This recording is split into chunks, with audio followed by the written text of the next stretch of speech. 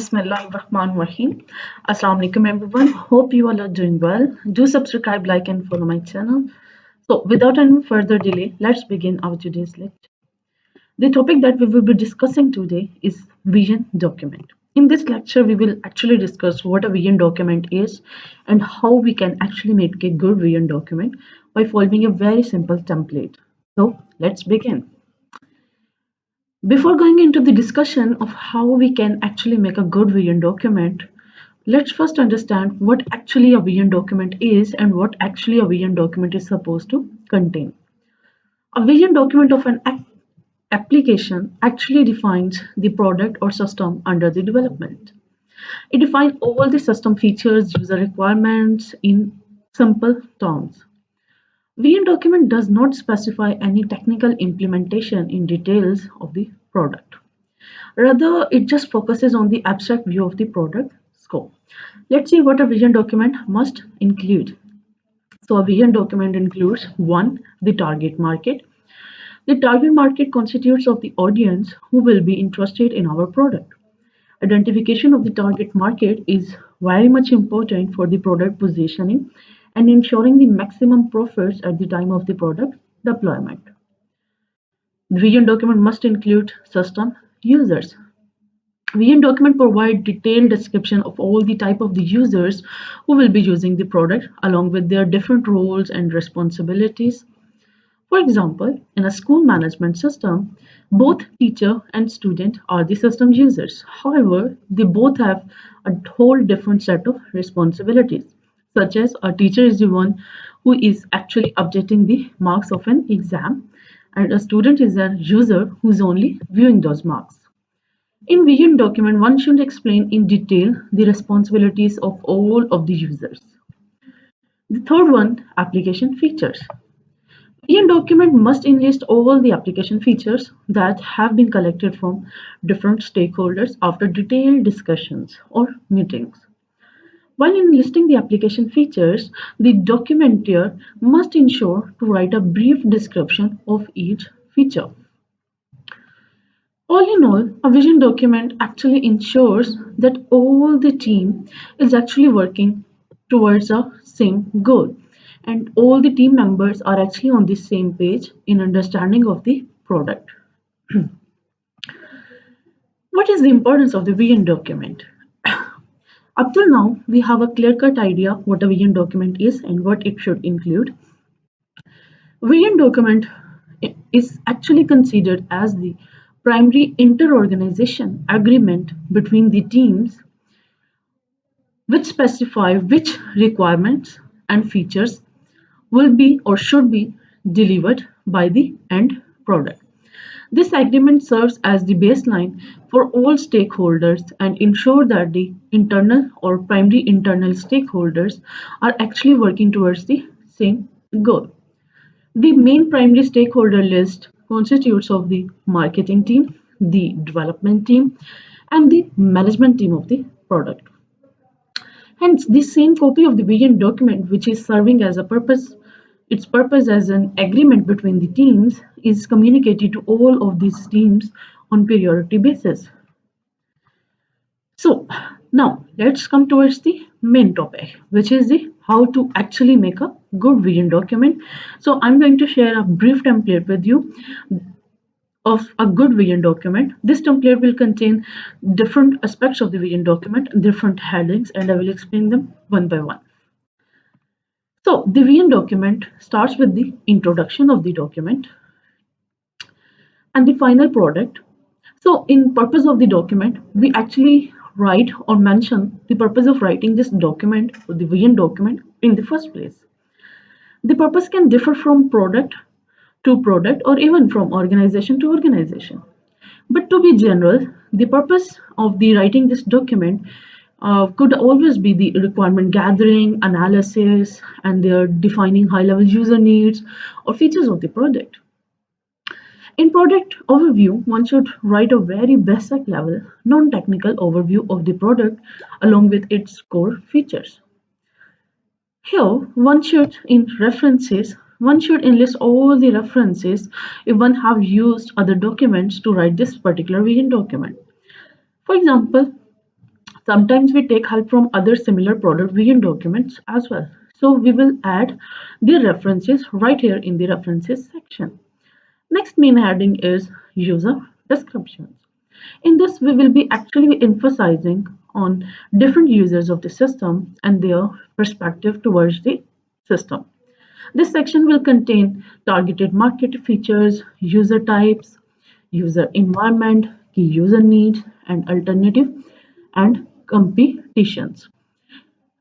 We will be investing over the user environment, the user needs that is our system is going to be fulfilling, and lastly, if any competitors that we have in the market.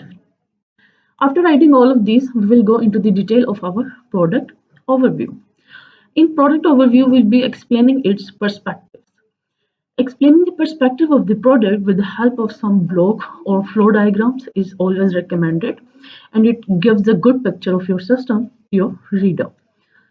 After that, we write product positioning statement. This statement clearly defines the targeted market of our product along with the marketplace needs that our product is actually fulfilling. Here is a simple template for writing the product positioning statement. In this, in for tab, we write the targeted audience. In who tab, we write the need. In the tab, we write our product name, whatever that is. In that tab, we write the services and benefits of our product or system. In unlike tab, we actually try to elaborate the uniqueness or different features from our competitors. And in the our product, we actually mention the primary goal of our product or our system. Then we have summary of capabilities. In this, we list down all the capabilities of the end product that will have along with their features. Next, assumptions and dependencies. If our product have any particular assumptions or dependencies to be satisfied for its proper working, we will enlist all of them in here. Then cost and pricing. By analyzing the market with similar products and inner organization log of similar products that have been built before, we will take an estimate of the product cost and its pricing, along with how much time will it take for the product to actually start producing profits. This point is actually for the company to know that this product is going to be beneficial for them in the longer run or shorter. In this main heading, which is feature attributes, we will enlist all the features of our product that have been approved or proposed or right now under consideration, etc. by different stakeholders, of course. We will evaluate each feature against its effort that is required in order to provide that feature or in order to implement that feature, and the risk severity that is associated with the particular feature, and the release in which we are planning to actually provide that feature for our users to use, and the person who will be responsible assigned to inside too, we will write the name of the person who is actually will be responsible to make sure that the feature actually works properly, and then the reason which will specify why this particular feature has been added in the first place. So in this, we are actually defining all the feature attributes, whether they are approved, proposed, or under consideration right now, or etc. In the fifth heading, which is the product features, we will enlist the features that have been approved and will be the part of our final product or this particular release. Mostly these features are constituted of core features of the product. In sixth heading, we have exemplary use cases. And this we will define some of the core or all of the core use cases of our product. Then other product requirements. In this, we will be writing down any special requirement that is needed by our end user.